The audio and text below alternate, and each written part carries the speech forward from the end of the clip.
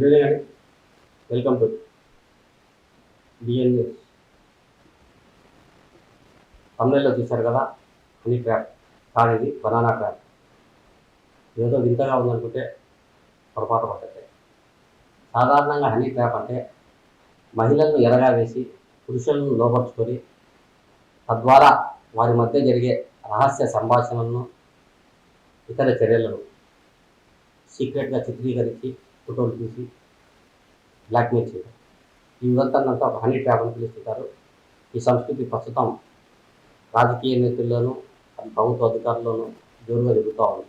అప్పుడప్పుడు వీడియోలు కూడా సోషల్ మీడియాలో వైరల్గా కూడా మారుతున్నాయి. ఈ క్రమంలో తాజాగా కామారెడ్డిలో బనానా ట్రాప్ పేరుతో మరో కొత్త ముఠ వెలుగు చూసింది. బనానా ట్రాప్ అంటే అదేమో కాదండి,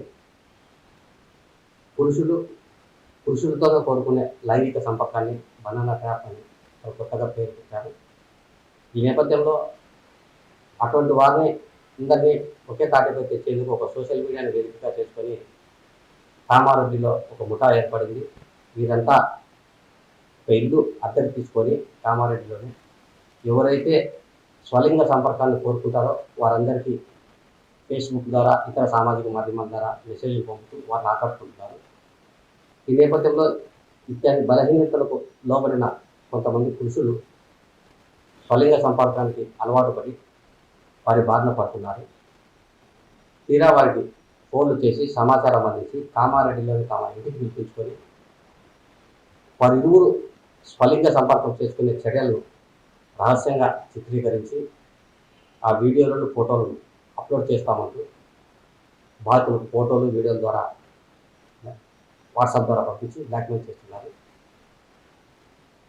ఇత్యాది అంశాలను రోజు రోజుకి పెరిగిపోతుండడంతో నిజామాబాద్ చెందిన ఒక యువకుడు వీరి బారిన పడి ఆత్మహత్య చేసుకున్నట్టు కూడా సమాచారం అందుతుంది. ఇకపోతే ఈ స్వలింగ సంపర్కానికి సంబంధించి దాదాపు 40 నుంచి 50 మందికి పైగా బాధితులు ఉన్నట్టు తెలుస్తోంది. సిరిసిల్ల, ఆదిలాబాద్, మేడ్చల్ సహా నాందేడ్తో కూడా ఈ ముఠా బాధితులు ఉన్నట్టు తెలుస్తుంది. ప్రస్తుతం బాధితుల నుంచి ఫిర్యాదు స్వీకరించిన తెలంగాణ పోలీసులు దీనిపై ముమ్మరంగా దర్యాప్తు చేపడుతున్నారు.